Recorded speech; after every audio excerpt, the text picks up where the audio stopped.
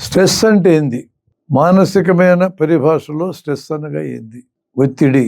ఒక పని చేయాలా అనుకున్నప్పుడు ఆ పని చేయడానికి మనల్ని మనము అవసరమైతే శారీరకంగా లేదా మానసికంగా నెడతాం ముందుకి.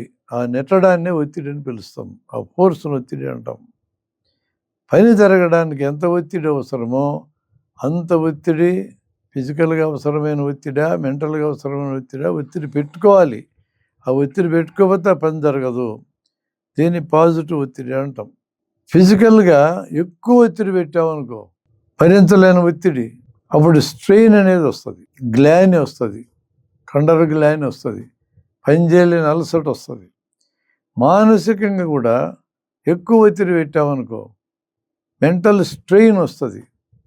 అప్పుడు స్ట్రెస్ అనేది కారణమవుతుంది, స్ట్రెయిన్ అనేది కార్యమవుతుంది. అప్పుడు మానసికమైన గ్లాని వస్తుంది, అలసట వస్తుంది, ఊరుకుంటాం.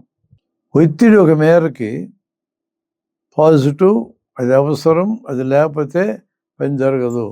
ఒక స్థాయి మించిన ఫిజికల్ ఒత్తిడి కానీ, ఒక స్థాయి మించిన మానసిక ఒత్తిడి కానీ అలసటకు దారితీస్తుంది.